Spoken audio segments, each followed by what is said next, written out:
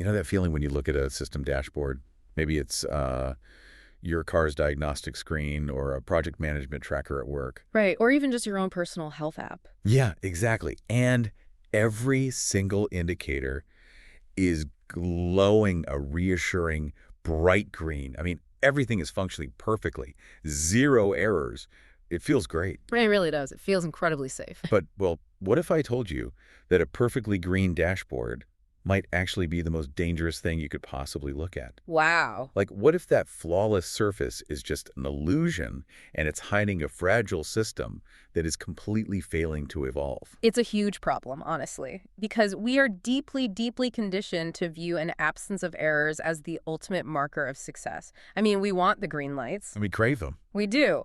But in complex systems, whether we are talking about software ecosystems or, organizational structures, a complete lack of visible friction usually just means your monitoring tools aren't looking hard enough. Or worse, it means the system is actively suppressing its own cries for help just to maintain that illusion of stability. And that is exactly what we are exploring today. Welcome to today's deep dive. We have a genuinely fascinating, highly counterintuitive mission for you today. We really do. We are going to explore a radical approach to technology, system design, and, frankly, human growth. The premise is basically this. The absolute fastest way to evolve is to aggressively, almost uncomfortably, expose your own errors. Yeah, it's a completely different way of thinking. Totally. Our source material for this journey comes from an architect named Maurizio Rosari, specifically his writings on a framework called the syrag ecosystem. And, the core premise we have to accept before we even begin diving into Rosari's work is quite jarring. It goes against literally every instinct we have in business and tech. Okay, let's hear it. The premise is that there is no software without errors, and there is no system without friction. Period. Wow, period. It's just a fundamental rule. Exactly. It's like a fundamental law of physics for digital spaces. And if you accept that, then hiding those errors isn't just a bad practice. It is actively counterproductive to survival. Right. So today, we're going to look at two very different modules within this operating system that share this exact philosophy of radical exposure, but they execute it in completely different ways. Okay, let's unpack this, because normally in the tech world, or anywhere, really, Yeah. we want to sweep bugs under the rugs. Oh, absolutely. Patch them quietly in the middle of the night, release a generic memo saying, minor performance improvements, and that's it. Nobody wants the user to see the messy back end. Exactly. Yeah. But this operating system seems to be built entirely on putting those internal mistakes under a blindingly bright microscope. It is. But to understand how this works, we need to look at how a system learns to do this safely. You can't just unleash a hyper-transparent, self-critiquing system into the wild immediately. You have to build a sandbox first. Right. You need a safe space. Yeah. And that brings us to the first module mentioned in the text, which is called syrag-lab. Yeah, and I think the best way to describe syrag-lab is as a laboratory of imperfection. A laboratory of imperfection. I love that. It's vital to understand that this module is not a polished product intended for end users to just click and consume. It is a highly controlled experimental platform. Okay. Its entire architecture is designed specifically to provoke and then expose its own weaknesses. So it's basically trying to break itself. Yes, intentionally. It doesn't just fail, though. It meticulously logs the evolution of every single cycle of that failure with complete transparency. And it gets incredibly specific with how it tracks those failures. Yeah. Like the source text mentions a few granular metrics that this lab measures. It doesn't just print out, oops, an error occurred. Right, no generic error messages here. Yeah, it measures bugs found per interaction, obviously. But then it measures something called coherence, which it labels mathematically as CN. Yes, CN. Before we get into the really wild philosophical metric, how does a machine even measure its own coherence? Like, what does that look like mechanically? Well, coherence, in this context, is a measure of structural integrity and alignment. Okay. When a new piece of data enters the system, how well does it fit into the existing architecture? Mechanically, the system calculates CN by looking at the variance in its own data structures. I see. So if it expects a highly structured numerical input, but it receives, say, a fragmented text string, the coherence score drops. Oh, so it's essentially the system calculating the distance between what it expected to happen and what actually happened. Precisely. It is quantifying its own surprise. Quantifying its own surprise. That makes so much sense. But then there's this other metric that honestly sounds like something out of a philosophy department. It's called ontological friction, and the documentation labels it as FEMMEAN. Yeah, FEMMEAN. And ontology, in an information science sense, is about how a system categorizes and understands the reality of the data it interacts with. It's worldview, basically. Exactly. It is the system's internal map of the world.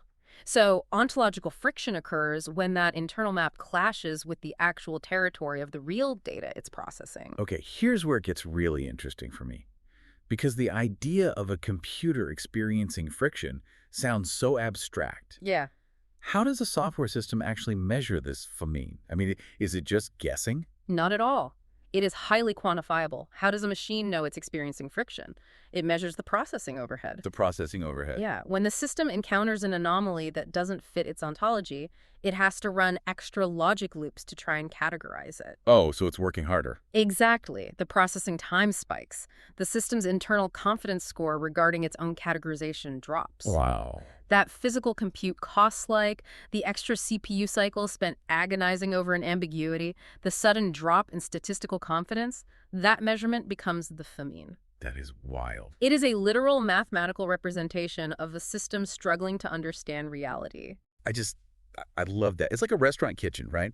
Where instead of quickly sweeping up a dropped plate before the customers see it, they, proudly bring the shattered pieces out to the dining room to figure out why the floor is slippery. That is a fantastic analogy, yes. They map exactly where the plate broke, they measure the mess, and they use that exact failure data to instantly fix the floor for the next dinner service. And that analogy actually gets right to the heart of the architectural philosophy here.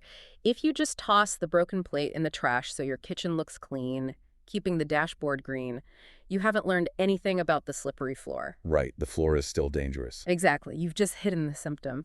And Rosari's article points out that they actually published the raw logs of this lab operating on an open science platform called Zenodo. Yeah, and that publication documents syrag-lab going through 10 distinct cycles of critique and correction. Right. And that open data isn't, a victory lap about a flawless system. It is rigorous mathematical proof that those 10 cycles of exposing, tracking, and correcting actually accelerate improvement. 10 whole cycles. Yeah. In cycle 1, the FEMMEAN, the friction, is incredibly high. The system is really struggling. The kitchen is dropping a lot of plates. Sure. But because it doesn't hide those broken plates, by cycle 3, the ontology has updated. The internal map better reflects the territory. It's learning. Very quickly. By cycle 10, the system is handling incredibly complex anomalies with minimal friction. Failure has transitioned from a discrete annoyance to a mapped trajectory. So through this lens, failure becomes a source of truth rather than a source of shame. Exactly. A source of truth rather than a source of shame. That really hits hard. It reframes the entire concept of a mistake. But I do have to push back a bit here, or at least ask the obvious operational question. Go for it. I can clearly see how that works in a laboratory setting. A lab is safe. It's a sandbox. You are supposed to break things and measure the broken plates in a lab. Right, that's what it's for. But what happens when we leave the sandbox? Because crashing this expose everything mindset into the absolute chaos of a live operating environment feels like a recipe for a total disaster. Let's talk about the second module, syrag-log-supervisor. And bridging from the theoretical lab to practical runtime execution is absolutely where the true test of this philosophy lies. Definitely. Syrag-log-supervisor operates in the wild. As the text explicitly notes, this module is not doing research. It is a runtime observability and governance system. Okay, observability and governance. Right. Its entire job, its sole reason for existing, is to observe and expose mistakes that happen during live real-world operations. It highlights faults instead of hiding anomalies. But wait, if it is constantly exposing errors in a live environment, isn't there a massive risk of alert fatigue? Oh, it's a very fair concern. Think about it. Every operating system we use has some sort of event viewer or crash log. If my computer popped up an alert every single time it experienced a microsecond of ontological friction, I would literally throw it out the window. I think we all would. Right. What makes this supervisor module any different from those annoying warnings we all blindly click ignore on every day? At some point, doesn't the user just tune out all this radical honesty? If we connect this to the bigger picture, the critical difference lies in the governance layer. You're completely right to bring up alert fatigue because traditional systems treat error logs poorly. They really do. They're either defensive liabilities buried deep in a text file just in case the system crashes entirely and the lawyers need to see what happened, or they treat them as immediate user-facing alarms. The dreaded pop-up. Yes. But the syrag-log-supervisor isn't designed to spam an end user with pop-ups. It is structural transparency. It feeds those anomalies into a governance system that actively routes them to the developmental layers. Oh, so it's not yelling at the user, it's yelling at the system itself. Exactly that. Traditional warnings are suppressed or hidden because the goal of a traditional user interface is just to keep things looking smooth. Keep the dashboard green. Right. But syrag-log-supervisor actively brings anomalies into the open as a core function of its systemic health checks. It logs them to shine a spotlight on them for the next evolutionary cycle. That is so smart. And this brings us to a really crucial architectural decision mentioned in Rosari's text. These two modules, the lab and the supervisor, they do not share code. Wait, really? Not at all. But if they're both fundamentally dedicated to the exact same philosophy of exposing errors and tracking friction, Right. why build them completely separately? Why not just take the code that worked so well in the syrag-lab for those 10 cycles and deploy it as the supervisor in the runtime environment? Because doing that would introduce a catastrophic single point of failure. Oh, I see. If your experimental laboratory code is intertwined with your live runtime supervisor, a single flaw in your evolutionary logic could take down the entire live environment. That makes total sense. True modularity protects the runtime system. The lab is designed to provoke failure aggressively to see what happens. The supervisor is designed to observe natural failure safely without interrupting the user's critical tasks. Right, they have completely different jobs. Exactly. They do not share responsibilities. If you look at their source code, they are totally independent entities. I see. So the connection between them isn't shared code at all. It's purely a shared philosophy. The analogy between them is purely in their shared evolutionary logic. They are two entirely different technical approaches to making mistakes visible. One for the sandbox, one for the wild. Right. The lab proves the math in a controlled space, and the supervisor applies that relentless honesty to the messy reality of runtime execution.